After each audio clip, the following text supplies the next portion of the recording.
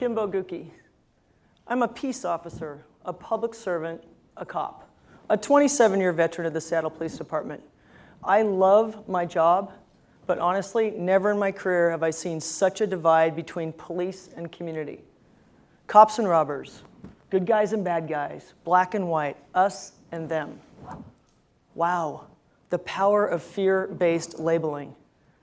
But think about it, consciously or unconsciously, we all tend to put people in boxes that we know little or nothing about, or that we're afraid of. For example, not every Mexican is undocumented. Not every Muslim is a terrorist. Not every white police officer is shooting a person of color. Not every person of color is a criminal.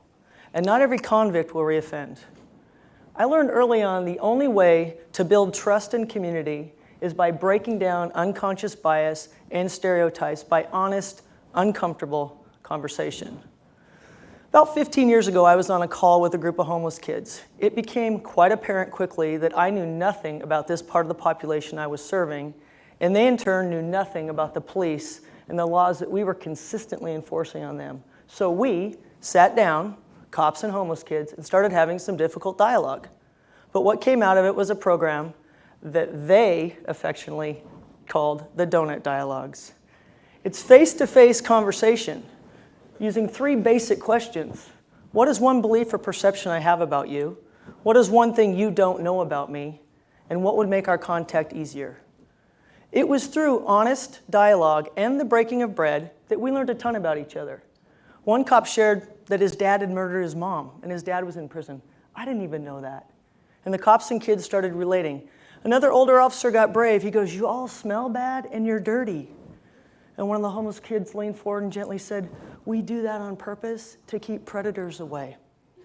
You should have seen the look on that cop's face. He said, "Wow, I had no idea." So it was through uncomfortable conversation that a national program emerged, bringing parts of community together to learn about each other, thus strengthening community. So then I went from donuts to the Broadway Theater. Now, when the spouse of the chief of police comes to you and says, "I have an idea," you listen. She wanted to use West Side Story's 50th anniversary to write a youth program. I chuckled on the inside, thinking of my partner Adrian and I having to learn how to sing and dance. I've done some crazy stuff in my career, but that was not going to happen. We got an advisory group of high school students together, and an incredible program emerged. We used vignettes from that play to have conversation between youth and police on critical issues, like gangs, using "When You're a Jet, You're Jet." Officer Krupke to talk about the juvenile justice system, Snowing the Cops to talk about police and youth relations, and America to talk about immigration and discrimination. Funny thing, not a lot has changed in our system in 50 years. It became an international project and was an unprecedented collaboration between police, Broadway theater, and youth. So, when the media got a hold of that, I got a call from Girl Scouts Beyond Bars to work with their girls. Now, these are Girl Scout troops that are comprised of girls whose mothers are incarcerated. In the United States, we have 3 million children who have a parent that's incarcerated. We know that they are more likely to drop out of school, engage in delinquent behavior, and potentially become incarcerated themselves. So this was definitely a group of kids that I wanted to work with. But first, I wanted to ask their mother's permission, which meant I had to go to prison. Well, the first time I walked into Washington Correction Center for Women in Washington State, I was nervous, a little bit like today. I didn't have a badge or gun, and actually I felt vulnerable, and honestly I was afraid. But that day is permanently etched in my mind. When I crossed through the threshold of that room, I had to do a gut check. These women look like you and me and people I would hang out with, not what I had remembered arresting for 20 years or seen on the local news or reality TV. I had simply forgotten that we are all just human. That meeting was definitely icy. These women did not like or trust the police, and probably the last time they saw us, we were putting them in handcuffs. But what broke the ice was when I asked about their children. Would your children call the police if they were a victim of a crime or they needed help? Boom. And then their mom hats went on. And we had some difficult conversation. They admitted, we've taught our children to hate the police, lie to the police, not trust the police, fear the police, to never think of the police as a resource. And then they went a little deeper and started sharing their stories with me. And somewhere in those moments of them sharing their stories, I realized something hadn't worked for them. Obviously, they were in prison. And that's when I randomly posed what would become the if project's question, which is, if there was something somebody could have said or done to change the path that led you here, what would it have been? Not a lot was said that day, but unbeknownst to me, a seed had been planted. I went back to WCCW 2 months later for a Girl Scout Beyond Bar sleepover. Yes, I have spent one night in prison, and not having good coffee in the morning is not something that I want to repeat. One of the inmates from that initial mothers meeting came up to me and said, "Do you remember asking that if question? No one asks us that. They ask us what we did and how much time we got. And if they care enough to ask why we did it, we answer in the immediacy of the crime. I needed the drugs, so I robbed the store. Not why did I need the drugs in the first place?" And then she did something that would forever change all of our lives. Oh, I might get emotional. So it's been 7 years. She handed me a stack of handwritten answers to that if question from the inmates of WCCW. These women had selflessly written down their answers in hopes that somebody would read them, some kid would read them and ask for help, make a different choice, and not have to come to prison. And these answers were not full of blame. They were reflective. They were raw. They were real. They were riveting. And they were painful. And the IF Project was born. To date, I still can't read the answers inside the prison walls. I get emotional. Even cops cry. In the days that followed, I realized there is an untapped solution for this epidemic of mass incarceration inside the prison walls. In the sharing of stories of those that have been there with those that might be on the way there, whether we know it or not. I learned through these answers that we all have commonalities, and this is when I began to change the way that I looked at a population that I had literally and figuratively put away. We have thousands of answers to the if question. The number one answer from folks that are locked up, no surprise. No positive adult role model. No mentor. Go be a mentor. In the evolution of the IF Project, I have an amazing speaking team comprised of former inmates that have been locked up from everything from drugs to theft to murder. Now, some people wouldn't want to spend time in the same room as a felon, but we're like family. Some people really wouldn't want to spend time in the same room as a cop, so we actually have that in common.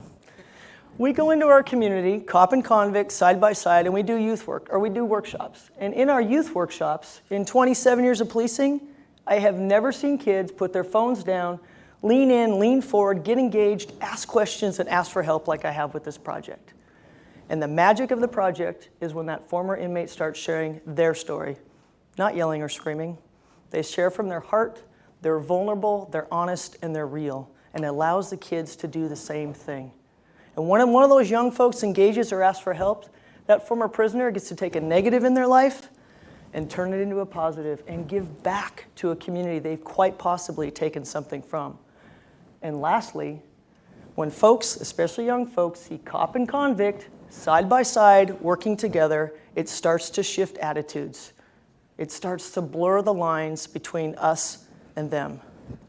The IF Project is powerful. Recently, I was at a workshop and I had a former gang member come up and say, "Can I give you a hug? I've never wanted to hug a cop before." So that was one of the best hugs I've ever had in my career. Okay, I'll admit this. I love going to prison. The things that I have learned from people that have been locked up or are still locked up have made me a better person and a much better police officer. And speaking of police officers, we're human too. You would be hard-pressed to find an officer that at some point in their career doesn't look in the back of their patrol car and wonder what happened. And IF gives us some answers. I've been asked to bring IF to Baltimore, actually all over the country, to police departments, schools, community centers, and correction facilities. People are interested in this unlikely alliance of cop and convict that works. It works on intervention, prevention, and reducing incarceration and recidivism, but it also works on building community. In this country, we have a horrific history of racial bias and discrimination, and we are all a part of that issue. We do disproportionately incarcerate people of color. It is no wonder that people of color fear the police. And if you're a police officer that has personally done nothing wrong, our profession has a legacy of racism, and we need to acknowledge that, especially when we look at the tragedies of Cleveland, Baltimore, Ferguson, Pasco, to name a few. But I'm here to tell you that police want to and can be a positive part of community. We're a needed part of society, not to just be looked at as nameless uniforms enforcing laws through fear and intimidation.